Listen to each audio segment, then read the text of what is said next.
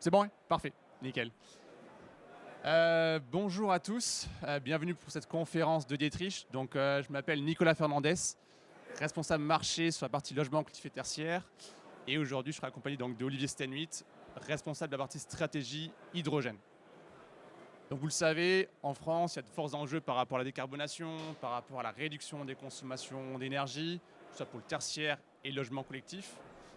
Donc nous, chez Dietrich, on part du postulat comme quoi il n'y a pas une solution unique, mais des solutions à adapter en fonction des besoins et des contraintes de chaque projet. C'est vraiment important. Le deuxième point aussi, c'est qu'aujourd'hui, on a fait le choix de faire un retour d'expérience sur 2 installations. Donc vous montrer avec des éléments chiffrés, démontrer la pertinence des solutions suite à plusieurs mois et années de fonctionnement. Donc juste avant de passer sur la partie retour d'expérience, quelques mots sur l'entreprise de Dietrich. Donc de Dietrich qui appartient au groupe BDR Thermia, donc une société européenne. Donc c'est un groupe qui a été fondé en 2009. On fait un chiffre d'affaires d'environ 2 milliards d'euros. Donc ça c'était en 2023. De Dietrich, une marque très ancienne, une des marques les plus anciennes de France, donc plus de 300 ans d'existence, environ 7000 employés. Et on a aussi, vous le verrez plus tard, une forte appétence pour former les techniciens sur site pour s'assurer le bon fonctionnement et la bonne installation des produits, avec 25 000 installateurs formés chaque année. Et le deuxième point aussi, c'est que voilà, on part d'offres solutions, donc vraiment adaptées en fonction des besoins et des contraintes de chaque projet. La bonne solution en partant d'un système, donc avoir des systèmes optimisés, que ce soit, on va en parler juste après, la chaudière, la pompe à chaleur, la régulation, l'eau sanitaire et les émetteurs, s'assurer que tous ces éléments-là fonctionnent correctement entre eux et soient optimisés d'un point de vue performance. Et le deuxième point, c'est qu'on est face à de nouvelles technologies, donc on doit monter en compétence l'ensemble de la filière, que ce soit du maître d'ouvrage jusqu'à l'exploitant, avec des supports qui sont dédiés, avec une étude qui va accompagner sur la partie dimensionnement. On a des outils aussi pour aider au dimensionnement des différentes solutions. Et les services, donc on a plus de 200 techniciens qui sont formés sur nos produits pour accompagner les installateurs et les exploitants pour la mise en œuvre et le bon fonctionnement des produits, ainsi qu'un niveau de réactivité très important sur la partie pièces de rechange. Maintenant, si on rentre dans le vif du sujet, donc premier retour d'expérience, donc c'est un retour d'expérience qu'on a fait sur Nantes avec la rénovation d'une école. Donc il y a plusieurs partenaires qui ont participé au projet. Donc on a la ville de Nantes, qu'on remercie. On a aussi GRDF qui a financé la partie instrumentation. On a Engie qui s'occupe de la partie installation et exploitation. On a le bureau d'études Solab aussi qui a fait la conception et le suivi de la performance énergétique. Donc grâce à ces partenaires-là, on a pu avoir du monitoring et démontrer la performance du système. Alors, contexte du projet, quelques éléments. Donc c'est une école qui se situe dans le centre de Nantes. Donc c'est une école où il y a une dizaine de classes qui va de l'élémentaire jusqu'au primaire. On avait aussi des besoins de chaude sanitaire avec la vaisselle qui devait être réalisée dans la cantine. Donc ça, c'est important à prendre en compte.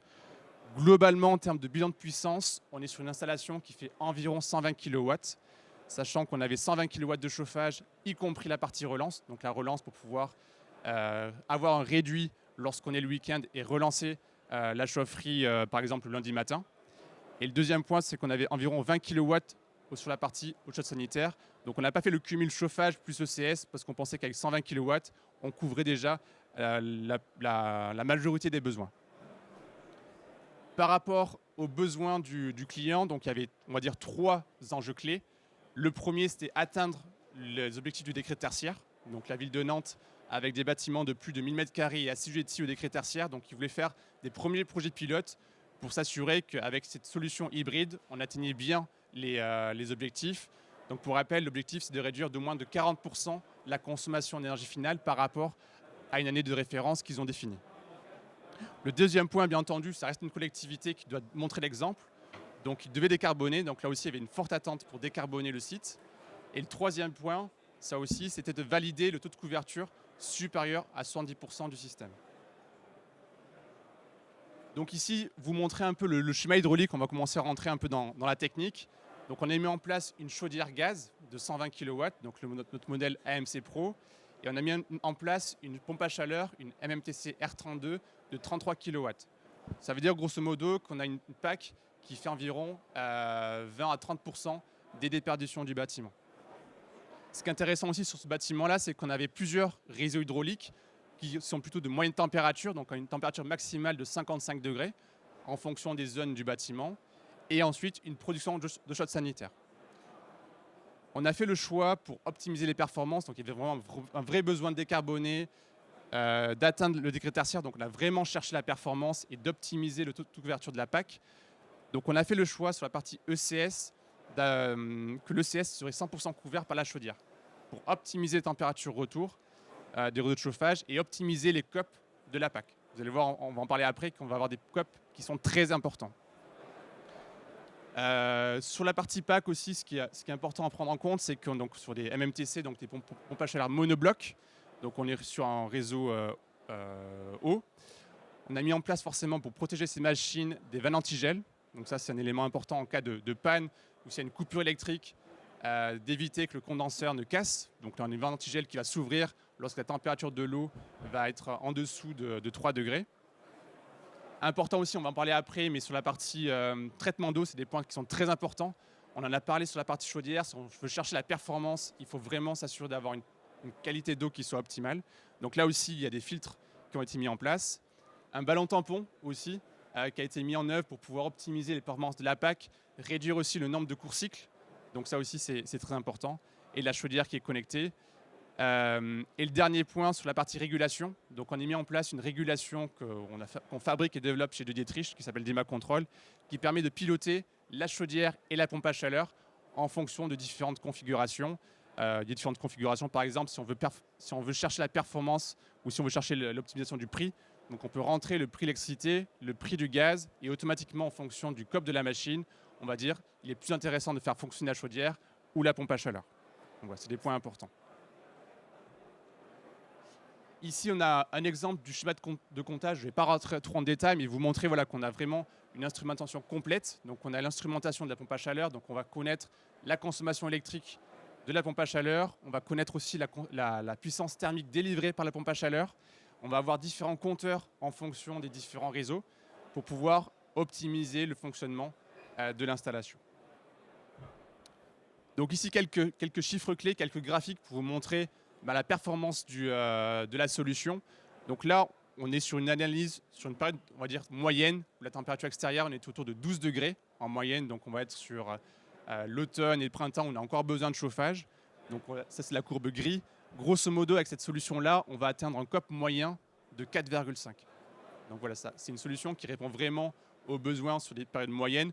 À la limite, pas de surprise, mais c'est important aussi de le valider. Et le deuxième point où on était attendu aussi, c'était sur une période froide. Donc là aussi, on a peu mesuré. Donc ça, c'était la mesure le 4 février 2025. On a eu une période assez froide à cette période-là à Nantes. La température moyenne, on était en moyenne autour de 3 degrés. Donc même avec 3 degrés, on avait un COP moyen de 3,3. Donc ça aussi, c'est hyper pertinent par rapport à la pompe à chaleur. On voit bien que la pompe à chaleur fonctionne très bien. Par contre, il y a un deuxième point, sur cette période très froide, on va rentrer sur de l'hybride. Donc en fait, la chaudière va compenser à certains moments de la journée. Donc là aussi, on a voulu vérifier sur cette période-là quel était le taux de couverture. C'est une période un peu critique, le taux de couverture PAC par rapport à la chaudière.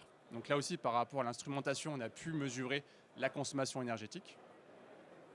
Donc voilà, sur une température externe moyenne de 5,4 en fonction de la journée, on a un taux de couverture de 73%. Donc là aussi, on répond vraiment à ce besoin de vérifier qu'on atteignait bien ce taux de couverture, sachant qu'on est sur une période critique. 73%, c'est une période critique. Lorsqu'il va faire plus chaud, la part PAC va être plus importante. Donc au global, on va vraiment s'assurer qu'on a un taux de couverture largement supérieur à 70%. On voit bien aussi sur ce graphique les zones en bleu et les zones en jaune, où on voit bien la part PAC, la part chaudière qui joue en fonction de la température extérieure par rapport aux besoins. Chaque générateur fonctionne au meilleur moment pour pouvoir optimiser l'installation. Donc voilà en termes de bilan d'instrumentation, c'est vraiment une réussite. L'ensemble des acteurs sont très satisfaits de cette installation qui sera reproduite sur d'autres projets. Donc ce qui est clair, c'est qu'on a atteint les objectifs des décrets tertiaires. Donc sur une année d'instrumentation, on a réduit de moins 50% la consommation en énergie finale. Donc ça, c'est vraiment super. Le deuxième point sur la partie décarbonation, on a pu décarboner de plus de 70% le site par rapport à l'existant, par rapport à la chaudière gaz qui a pu y avoir précédemment. Et le dernier point, là aussi, on a pu valider le taux de couverture qui était de plus de 70% en période froide. Donc on sait que sur une année complète, on sera largement au-delà de ces 70% de taux de couverture. Donc là aussi, c'est une vraie réussite par rapport au projet. Dernier point aussi, c'est vous montrer aussi que ce type d'installation, il y a des points clés à retenir pour que ce soit une réussite.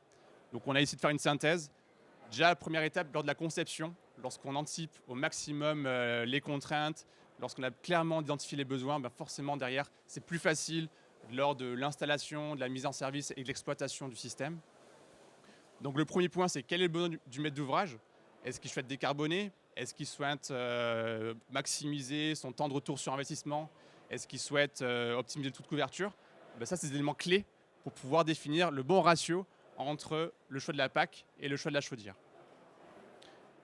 Le deuxième point, hyper critique aussi sur l'installation de pompes à chaleur ou solutions hybrides, ça va être identifier les besoins de puissance de chauffage et les températures. Départ, retour, pour s'assurer qu'en fonction des réseaux, qu'il n'y ait pas des réseaux à départ constant qui soient par exemple sur 80 degrés par rapport à des lois d'eau, ben forcément ça va impacter le schéma hydraulique et aussi le type d'installation. Et le dernier point pour la conception, c'est de simplifier au maximum l'installation. C'est se dire que demain, il va y avoir des installateurs qui vont devoir intervenir sur le site, il va y avoir des exploitants qui vont intervenir sur le site pendant des années, et il va falloir qu'ils comprennent le système pour pouvoir s'assurer que derrière, il y a le confort et les performances associées. Et plus l'installation sera simplifiée, plus ça sera simple pour l'installateur et l'exploitant d'intervenir, de comprendre facilement comment fonctionne la PAC, la chaudière et les réseaux pour pouvoir assurer le confort et la performance.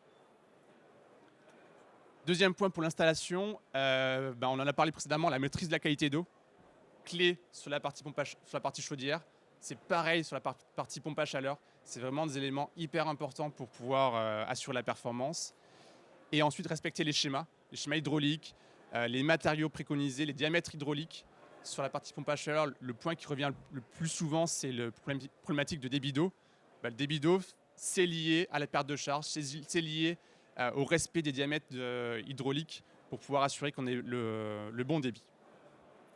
Sur la partie mise en service, forcément, il y a un lien très important à avoir entre le maître d'ouvrage, le bureau d'études, l'installateur, l'exploitant et l'industriel pour s'assurer que lorsqu'on fait la mise en service, tout le monde soit au courant des besoins du projet pour avoir le meilleur paramétrage possible de l'installation.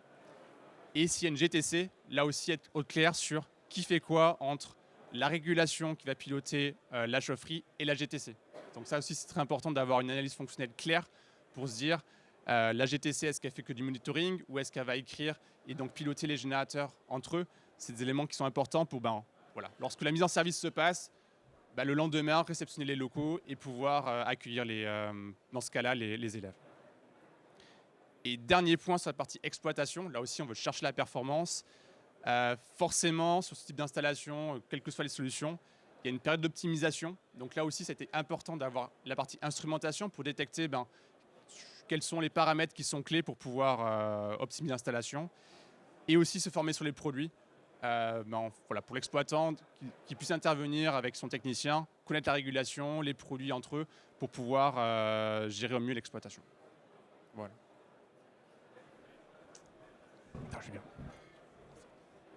Donc à mon tour, juste vous proposer un autre projet. Alors pour ceux qui sont fidèles d'Energy Meeting, vous voyez presque tous les ans. Donc ce chantier-là est un des tout premiers qu'on vous montre. Il a été fait dans le sud de la France. La règle, elle est simple, c'est que partout où on ne peut pas mettre de pompe à chaleur, il y a peut-être une solution d'électrification différente. Et donc la solution, c'est de produire des gaz verts locaux. Donc ce bâtiment date de 1995, il y a 28 logements dedans, une chaufferie collective à l'époque qui faisait 200 kW, des réseaux existants plutôt en bon état, et puis on avait de la place dans les logements pour mettre des petits ballons d'eau chaude, vous verrez pourquoi. Et puis côté contrainte, donc on avait un bâtiment déperditif, des températures élevées, des charges qui étaient importantes pour les locataires, des chaudières peu performantes et un peu anciennes, et puis surtout une réhabilitation qui ne pouvait pas se faire d'un seul coup, donc on voulait faire étape par étape. Donc on a 4 bâtiments, techniquement tout est en bon état, et ce qu'on voulait c'était baisser les charges des locataires avec un projet plutôt innovant. Vous avez vu les acteurs qui étaient avec nous, ça allait de la région à GRDF, au bailleur Erilia. Et donc, ce qu'on a imaginé, c'est des petits chauffe-eau individuels par logement, une chaufferie différente, et vous verrez qu'on produit un gaz vert local, des photovoltaïques sur le toit, et on a équipé tout le monde, et on a mis en place une batterie virtuelle. Donc la particularité, c'est que début octobre, j'avais 5 MWh d'électricité disponible, et on a fait une batterie en kilowattheure et pas en euros.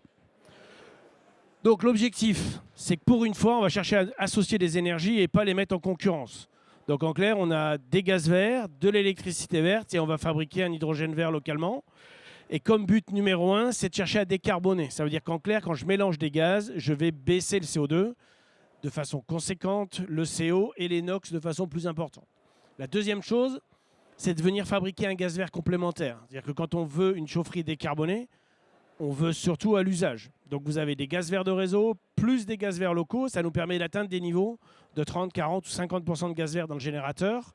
Et puis la dernière chose, c'est qu'on a tous oublié un truc, c'est que la couleur de l'électron, tout le monde s'en fout.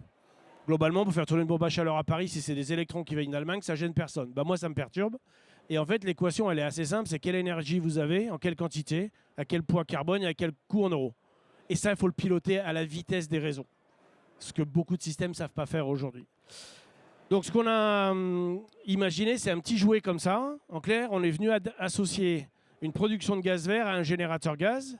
Donc vous avez simplement des électrodes alimentées par du courant. Vous récupérez l'eau de condensation de la chaudière pour en faire un gaz.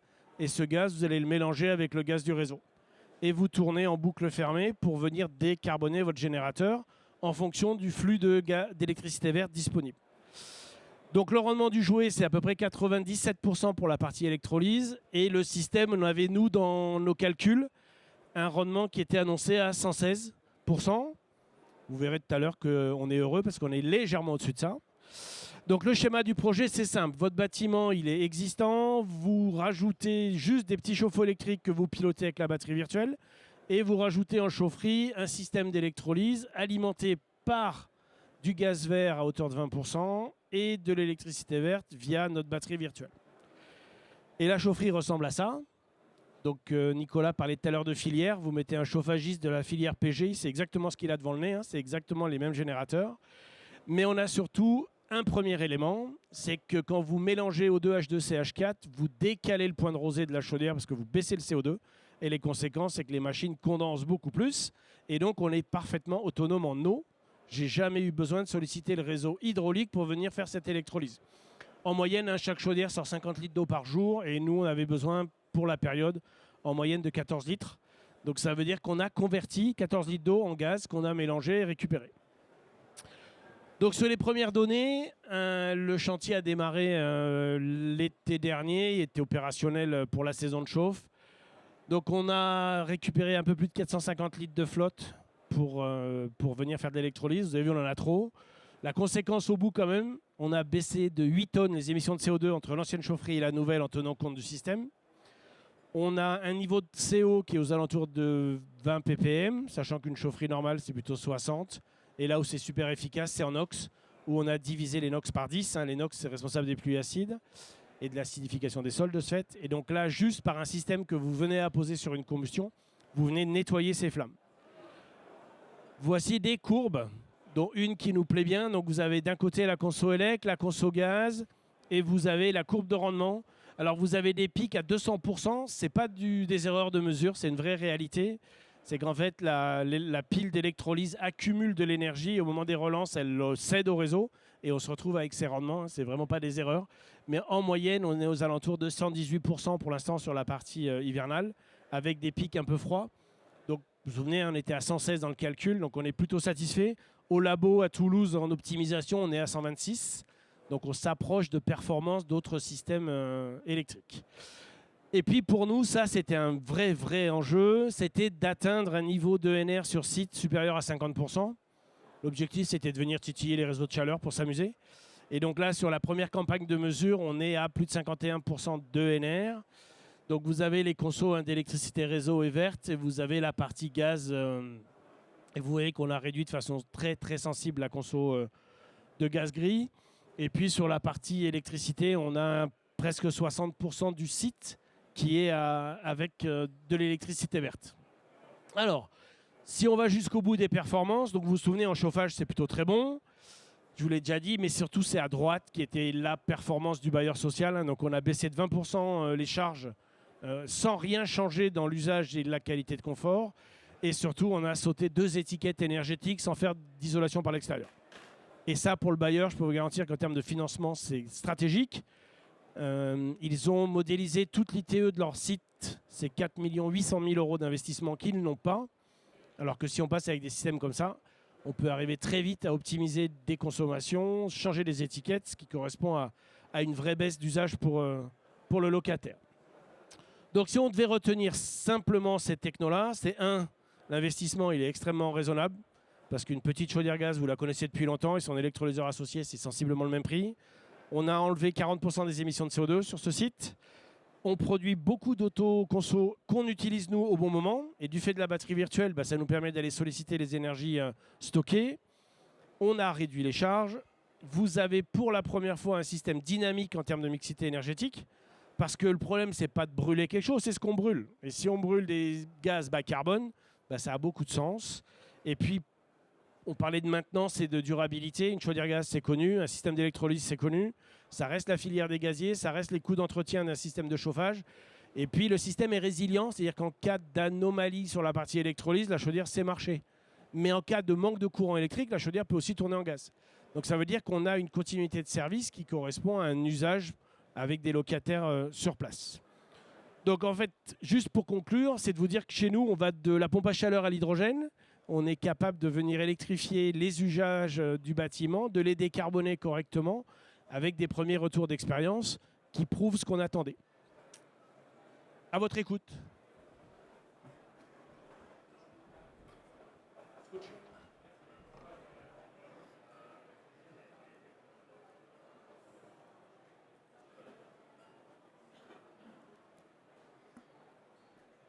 Est-ce qu'il y a des questions? Ouais. Merci. Je ne sais pas si vous m'entendez. Donc, en fait, moi, j'avais une question sur ce projet avec de l'hydrogène, où vous dites que vous alimentez majoritairement avec votre hydrolyse, mais vous avez aussi de l'apport de gaz. C'est quoi? C'est du réseau urbain? C'est le gaz de ville? Ah ouais, alors c'est le réseau de GRDF, hein, le réseau gaz classique. La seule chose qu'il y a dedans, c'est qu'il y a eu un contrat qui garantit au moins 20% de gaz vert par un CPB, tout simplement. Mais c'est le réseau de gaz traditionnel qui vient alimenter la machine. Aujourd'hui, pour des questions de sécurité et de réglementation, parce que je ne vous l'ai pas dit, mais on est conforme à l'arrêté du 23 février 2018, hein, donc c'est l'arrêté des gaz normaux. L'hydrogène n'est jamais seul. Alors si on va un peu dans la technique, s'il y en a qui ont des grands yeux, si je vous mets un réservoir de 700 bars avec de l'hydrogène dans un bâtiment, je vous assure, j'habite pas dedans. Ce qu'on a démontré là et ce qu'on a travaillé nous, c'est que le système a un point d'équilibre où si en cas de crash, le système implose et explose pas. Pourquoi? Parce que j'ai des gaz qui sont mélangés et au moment où on va mettre une impulsion, on crée une goutte d'eau, donc on tire au vide. Et en fait, vous avez le système qui va rester à l'intérieur. On s'est amusé à le faire. Il y a des vidéos qui traînent où vous voyez l'électrolyseur qui respire. Hein, ça fait tchouf, tchouf, et hop, il redémarre. En termes de sécurité, donc du gaz de nouveau, hein, entre le moment où je produis une bulle et où elle est dans le brûleur, j'ai 8 secondes maximum. Et vous avez vu, j'ai pas de stock, pas de pression. Je travaille à 20 millibars. Donc en fait, je suis le réseau gaz. Si on va un peu plus loin, alors c'est pas sur Pertuis, mais sur l'année dernière, on avait présenté un chantier à Bordeaux où on travaille avec Régaz et on a un contrôle de gaz vert et de gaz gris. Vous savez que physiquement, les deux gaz sont différents, donc a été développé Mocabio. Et on est capable de faire de la résilience des réseaux électriques, mais aussi des réseaux gaz. Et donc, si on avait trop de gaz vert sur le réseau, parce qu'un méthaniseur, ça ne module pas, on pourrait consommer plus de gaz vert et freiner la partie production d'hydrogène-oxygène. Donc oui, c'est toujours connecté au réseau gaz. Oui, ça permet d'effacer. L'idée, ce n'est pas de supprimer le gaz aujourd'hui. C'est de dire, j'ai des chaufferies existantes et comment je peux les décarboner là où je ne peux pas mettre de pack. Et finalement, cette solution, comme elle est conforme à l'arrêté du 23 février, je peux venir faire des rétrofits de chaufferie. Donc on a financé des chaudières neuves dites à condensation ou THPE, qu'aujourd'hui, on peut venir hybrider aussi lorsqu'on n'a pas d'autre solution. Voilà.